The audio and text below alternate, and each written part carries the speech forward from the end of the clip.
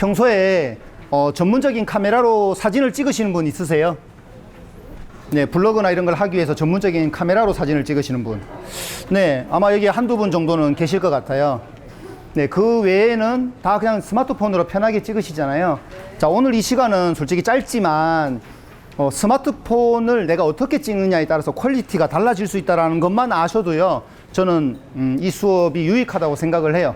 왜냐, 이거에 대한 기능적인 방법은 사실 이것도 한 3시간, 4시간 수업을 해야 되는 거라서. 자, 바로 들어갈게요. 저는 우리 선생님들께 꼭 말씀드리고 싶은 게 있어요. 우리가 인식의 차이가 굉장히 큽니다. 무슨 말이냐면, 나는 그냥 눈앞에 보이는 걸 그냥 찍을 거야 라고 하는 이런 마음으로 찍는 것과, 나는 이걸 내가 사진 작가 같은 마음으로 찍을 거야, 아니면 나는 꽃을 사랑하는 마음으로 찍을 거야 라고 접근했을 때의 사진의 결과물이 다르게 나옵니다.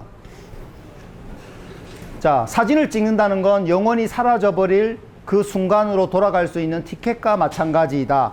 이게 꼭 내가 블로그나 스마트 스토어에 올리기 위한 게 아니더라도 내 인생의 기록을 남긴다는 마음으로 찍으시면 될 것 같아요. 자, 우리가 나무를 다듬어 집을 짓는 사람을 뭐라고 하죠? 네, 맞습니다. 나는 목수다. 매일 싱싱한 재료로 나만의 맛을 만들어가는 사람을 누구라고 할까요? 네, 요리사. 자, 우리 선생님의 예를 들어 따님이 오늘 요리학원을 첫 등록했습니다. 갔다 오고 나서 엄마한테 이렇게 얘기합니다. 엄마, 나 오늘부터 요리사야 라고 했을 때 우리 엄마가 딸에게 정신 차리라고 얘기합니까? 니 제정신이야? 자격증도 없는데 너가 무슨 요리사야 라고 말씀하시는 분 있나요? 아니에요. 오, 그래, 그런 마음으로 하면 너 성공할 수 있을 것 같아 라고 하지 않나요? 저는 우리 선생님들의 사진을 찍는 대하는 마음부터 바꿔야 된다고 생각을 해요. 오늘도 글을 쓰는 사람을 우리는 작가라고 얘기를 해요. 오늘도 사진을 찍는 사람을 누구라고요? 나는 오늘부터 작가다라는 마음으로 사진을 찍어 보세요. 그러면 내가 조금 더 사진을 찍는 거에 대한 배우고 싶은 마음도 생기고요, 사물을 바라보는 시선부터가 분명히 달라집니다. 그러면 오늘 제가 강의해 드릴 스마트폰 사진이 어디까지 연출이 가능하지? 뭐 물론 개개인의 차이는 있겠지만 제가 지금 보여드리는 사진은 다 100% 스마트폰입니다. 제가 찍은 건데요. 자, 카페에서 카페 벽면을 이렇게 찍어서 뭐 감성적인 연출을 할 수도 있고요. 자주 가시는 이런 식당이나 어떤 그런 곳에 이제 이렇게 연출을 할 수도 있습니다. 우리 농사 지으면서 자주 보시는 거죠. 네, 이파리나 이런데, 아니면 내가 농사 지은 어떤 뭐 고추나 어떤 이제 작물에 이파리에 맺혀 있는 물을 저렇게 물방울을 찍을 수도 있고요. 그리고 이제 꽃을 저렇게 찍을 수도 있고, 이게 작약 맞나요? 네네, 꽃을 저렇게 찍을 수도 있죠. 다 스마트폰으로 찍은 겁니다. 네, 이런 꽃도 찍을 수 있고, 요거는 제가 어저께 오면서, 네, 김제에 오면서 휴게소에서 찍은 거예요. 네, 이렇게 표현도 가능하고요.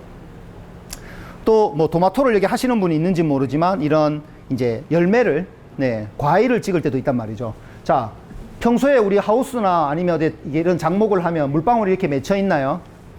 아닙니다. 그죠? 네, 제가 열심히 분무기로 뿌린 겁니다. 네, 이런 약간의 연출도 필요합니다. 네, 실제로 우리가 전단지에 올라가는 거나 아니면 외주에 맡겨가지고 상세 페이지를 만들면 그 전문가들은 전부 다 이렇게 연출을 합니다. 그죠? 최대한 맛있게 보이고 맛나게 보이는 색감을 찾기 위해서. 근데 우리 이제 시골에서 그냥 직접 하시는 분들은 그냥 막 대충 찍는 분들이 많아요. 그냥 이게 뭐 토마토만 찍으면 돼. 절대 그러면 안 돼요. 왜냐하면 경쟁력이 없어지는 거예요.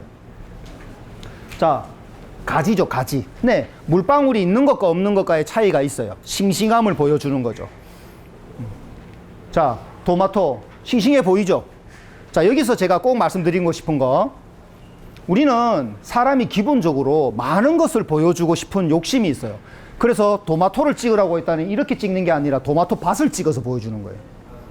우리가 어디 놀러 가면 자기야, 나 꽃밭에 있는 거 찍어봐서 꽃밭을 한 1000평을 찍어버리는 거예요. 자, 그거는 현장에 있는 나는 그 경험을 알지만 그 사진만 보고 판단하는 사람은 현장에서 느낀 사람의 그 감이 올까요, 안 올까요? 안 와요. 1000평의 꽃밭을 본다고 그 디테일함이 안 살아난단 말이에요. 즉, 제품을 내가 누군가한테 어필할 때도 디테일 샷을 찍으세요. 디테일 샷. 항상 이게 우선이 돼야 되고, 두 번째 순위가 토마토 밭을 찍어주는 거예요. 근데 우리는 그렇지 않아요. 대부분 그냥 쭉 달려있는 토마토를 쭉 찍는단 말이에요. 그것도 좋지만 그거는 부연적인 거고, 항상 다른데 시선이 가지 않게 오롯이 내가 농사 지은 도마토에만 눈이 가게 딱 찍으시라고요. 네, 이게 굉장히 중요한 포인트입니다. 네, 이렇게 뭐 호박 하나도 이렇게 약간 연출을 하는 거죠. 뭐 신랑 보고 신랑 잠깐만 들고 있어 해서 위에서 이렇게 찍으면 돼요. 자, 그 다음 제가 보여드리고 싶은 건 조금 전에 수업 시작하기 전에 제가 여기 휘개팜에서 찍었어요. 여기 돌아다니면서 밑에 1층 공간입니다.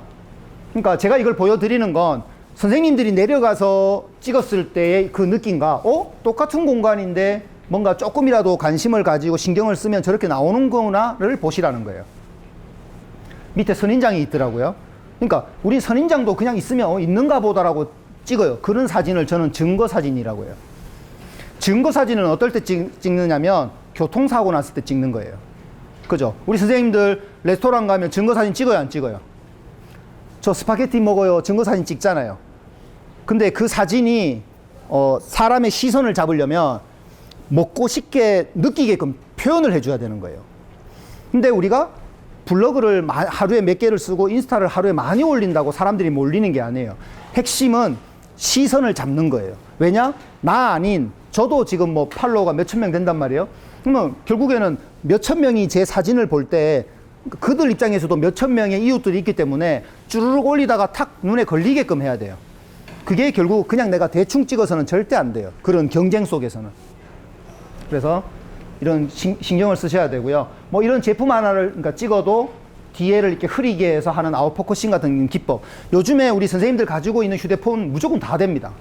근데 여기서 바로 알려드리면 우리 선생님들은 찍을 때 항상 자동 모드로만 찍어요. 그리고 자동 모드 찍을 때 화면 자체에 초점을 잡지 않아요. 그러면 초점을 안 잡으니까 뒤에 등도 환하게 나오고 다 나와 버리는 거예요. 이게 초점이 왜 중요하냐면 초점은 사진을 찍는 사람의 의도라고 그랬어요. 내가 보여주고 싶은 건 도마토인데 초점을 도마토에 찍어주지 않으니까 뒤에 다른 것들이 다 나와서 사람의 시선이 분산되는 거예요. 그렇게 하시면 안 돼요. 선명하게 그에게만 딱 시선이 가게끔 초점을 반드시 딱 터치해 주세요. 그러면 초점이 딱 잡힌단 말이에요. 그러면 확실히 예쁜 사진이 나올 수밖에 없어요.